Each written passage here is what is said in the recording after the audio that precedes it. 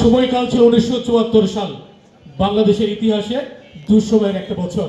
এই বছরই বাংলাদেশের ইতিহাসে ভয়ঙ্কর দুর্ভিক্ষ হয়েছিল। 1974 সালের দুর্ভিক্ষের সময় বস্ত্রহীন মাছ ধরার জাল লজ্জা নিবারণ করেছিল বাসন্তী।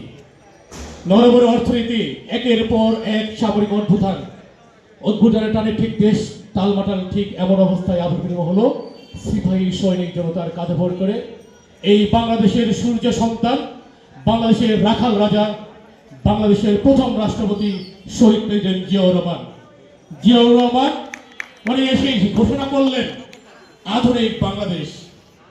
এই আধুনিক বাংলাদেশের আধুনিক ইংরেজি অর্থ হচ্ছে স্মার্ট। এটাই এই ফ্যাসিস্ট যারা ছিল তারা চুরি করেছিল তার বক্তব্য। সংগ্রামের নেতৃবৃন্দ তিনি ঘোষণা করলেন কি? স্মার্ট অর্থনীতি, ঘোষণা করলেন স্মার্ট গভর্নমেন্ট, স্মার্ট জাতি, স্মার্ট পরিবেশ, স্মার্ট স্বাস্থ্যসেবা, স্মার্ট গতিশীলতা, স্মার্ট বিদ্যুতায়তন, স্মার্ট গণমাধ্যম এবং মানসিক এবং শারীরিক স্বাস্থ্য, শ্রমজীবী কর্মজীবী মেহনতি মানুষের বিকাশের জন্য ঘোষণা করলেন স্মার্ট স্বাস্থ্যনীতি। সংগ্রামের নেতৃবৃন্দ, এটাই ছিলেন শহীদ প্রেসিডেন্ট জিয়াউর রহমান। ধন্যবাদ নেতৃবৃন্দ। সময় 1990 সাল, গণ অভ্যুত্থানের মাধ্যমে স্বৈরাচার মুক্ত হলো বাংলাদেশ। অনুষ্ঠিত হলো নির্বাচন। সেই নির্বাচনে বিপুল ভোটের মাধ্যমে জয়লাভ করলেন বেগম খালেদা জিয়া ও ধানের শীষ ও বাংলাদেশ জাতীয়তাবাদী দল। স্বৈরাচারের হাত থেকে উদ্ধার করা দেশে উনি ঘোষণা করলেন দেশকে সুখী সমৃদ্ধশালী করে তোলার জন্য উনি ঘোষণা করলেন অর্থনৈতিক ব্যবস্থাপনা। উনি বাংলাদেশের প্রথম ভ্যাট ব্যবস্থাপনা প্রবর্তন করেন। উনি কি করলেন? উনি দেখলেন এই শ্রমজীবী, পেশাজীবী, কর্মজীবী মানুষ তাদের সন্তানদেরকে শিক্ষায় স্কুল কলেজে পাঠাতে উৎসাহ পাচ্ছে না। তখন তিনি কি করলেন?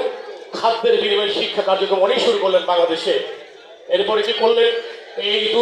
এই যে স্বৈরাচারে পতিত দেশ, সেই দেশকে উৎপাদনশীলতার গতিশীল বাড়ানোর জন্য উনি কি করলেন? কর্মসংস্থানের সুযোগ সৃষ্টি করলেন। উনি মিল কারখানা এবং বিভিন্ন জায়গায় যত ধরনের ফ্যাসিলিটি ছিল সমস্ত দিয়ে ব্যবসায়ীদেরকে উদ্বুদ্ধ করলেন নতুন নতুন শিল্প কারখানা গঠনে। উনি কি করলেন? দেখলেন বাংলাদেশের বাতাস যেন ভারী সীসাতে মুখ মাখিয়েছিল। তিনি সেখান থেকে পরিবেশ বান্ধব একটা কর্মসূচি ঘোষণা করলেন। আপনারা জানেন বেগম খালেদা জিয়া কিন্তু দেশ থেকে পলিথিনের বিদায় দেখলেন যে আজকে যে শরণার্থী, এই যে রোহিঙ্গা শরণার্থী, 1993 সালে 5 নভেম্বর জাতিসংঘের শরণার্থী বিষয়ক হাই কমিশনের সাথে মায়ানমারের জান্তা সরকার একটা চুক্তি করতে বাধ্য হয়, যেটা নেতৃত্ব দিয়েছিলেন বেগম খালেদা জিয়া। এবং তার এই দূরদর্শী নেতৃত্বের কারণেই 1993 সালে এই মায়ানমারের জান্তা সরকার বাংলাদেশ থেকে 2,29,483 জন শরণার্থী ফিরিয়ে নিতে বাধ্য হয়েছিল। সংগ্রামী নেতৃবৃন্দ, আপনারা জানেন দেশ নায়ক তারেক রহমান উনি একটা দফা ঘোষণা করেছেন রাষ্ট্র সংস্কারের জন্য, রাষ্ট্র মেরামতের জন্য। উনি বলেছেন 31 দফার মাধ্যম যদি আমরা সারা বাংলাদেশের প্রত্যেকটা মানুষের কাছে পৌঁছে দিতে পারি, তাহলে আগামী দিনে এই 31 দফা নিয়ে এই শ্রমজীবী মেহনতি মানুষের উজ্জীবনের মাধ্যম দিয়ে বাংলাদেশের ধানের শীষ এবং বিএনপি সরকার গঠন করবে ইনশাআল্লাহ। কি আমরা পারবো না 31 দফা সবার ঘরে ঘরে পৌঁছে দিতে? পারবো।